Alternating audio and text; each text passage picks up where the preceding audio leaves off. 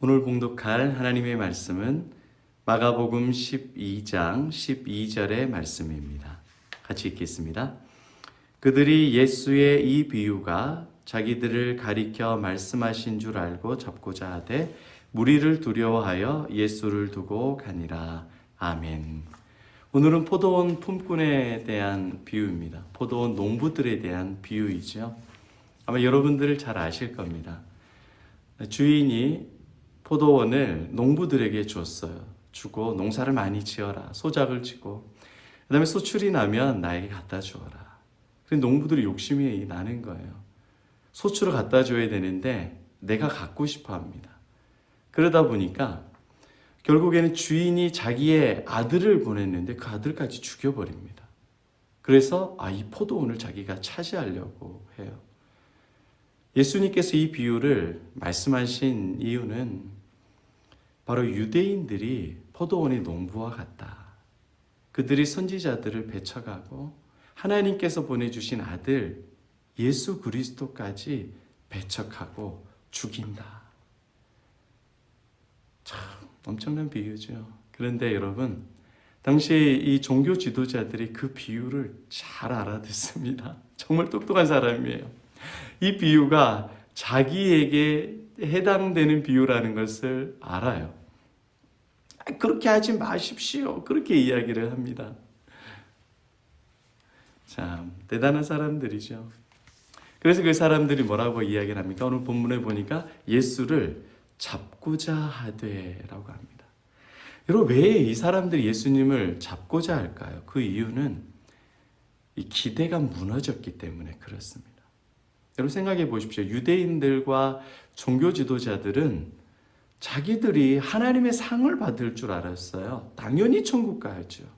당연히 천국의 제일 높은 자리에 앉을 줄 알았고, 예수를 따르는 저 무리들은 당연히 지옥 가고 예수는 이단의 괴수로 생각했습니다.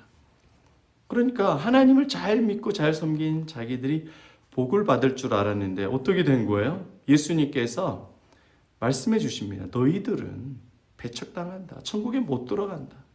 그러니까 자신들의 기대가 다 무너집니다. 그래서 예수를 잡고자 하는 거예요. 잡고자 하는 것은 그냥 캐치, 잡은다 그게 아니에요. 옷을 만진다가 아니에요. 죽인다는 겁니다. 예수를 죽이려고 해요. 왜요? 자기의 모든 기대와 자기의 소망이 다 사라졌기 때문에 그렇습니다. 여러분, 기대가 무너질 때에 믿음이 시작이 됩니다. 내 인간적인 기대가 무너질 때 믿음이 시작이 되는 거예요. 예수님께서 이 말씀을 하셨으면 진짜 그들이 구원받을 자라면 하나님에 대해서 오해하였구나.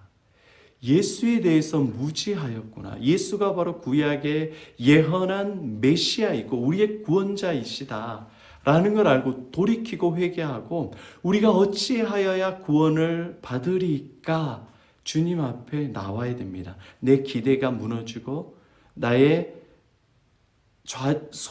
소원이 좌절되었을 때 그때 하나님을 향한 믿음으로 나아가야 돼요.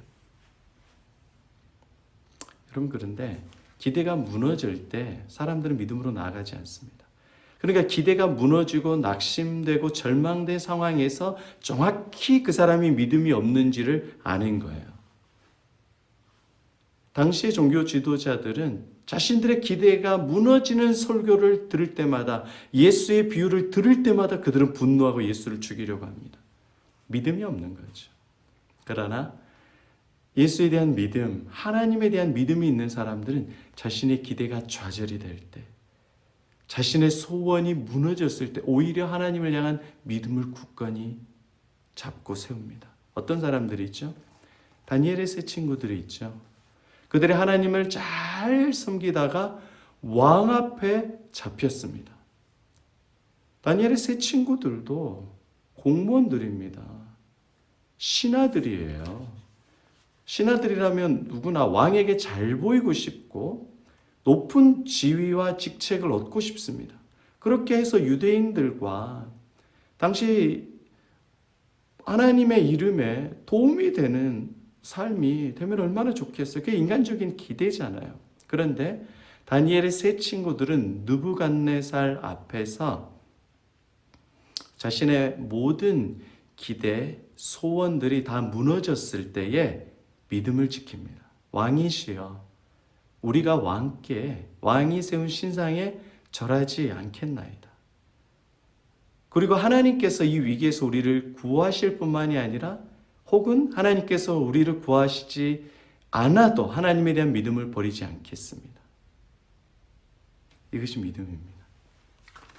내 기대, 내 소원, 내 욕심이 다 좌절되었을 때 그때 믿음이 나타나는 거예요. 주 안에 사랑하는 여러분, 우리가 믿음 생활하고 인생을 살아가다 보면요, 내가 생각했었고 내가 기대했었고 내가 기도했었던 그 믿음들이 좌절될 때가 많아요. 그렇죠? 내 배우자에게도 기대하고 내 자녀들에게도 기대하고 내 건강에 대해서도 기대했는데 그게 좌절돼요. 안 돼요. 딜레이 돼요.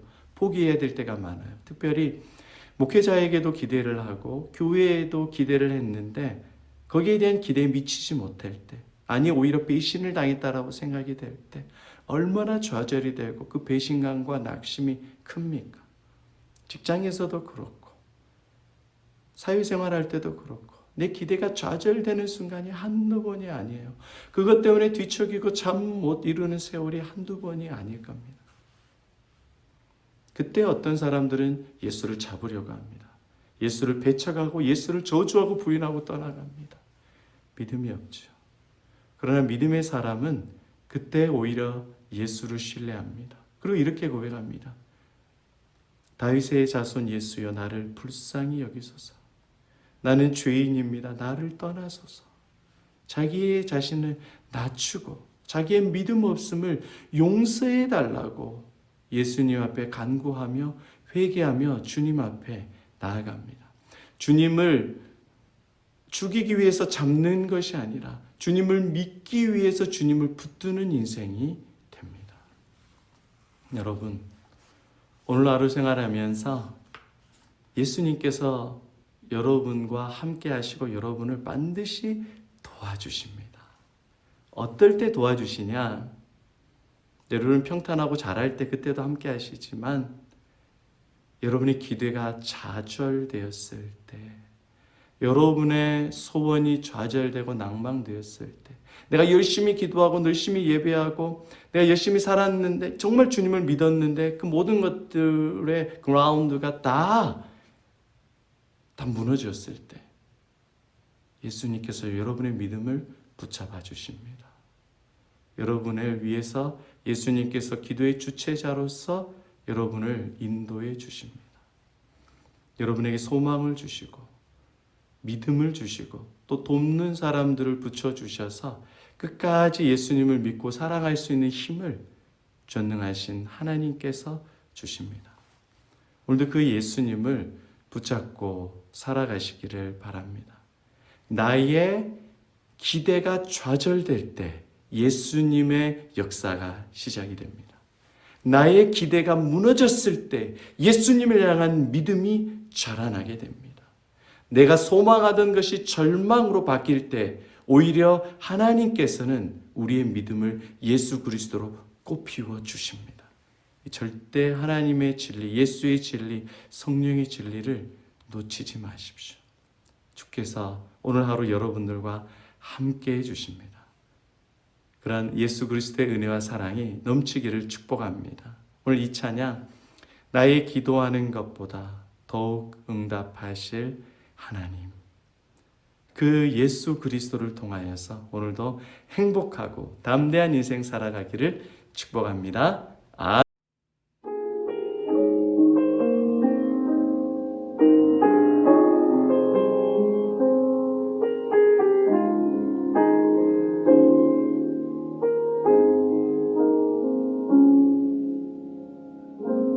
나의 기도하는 것보다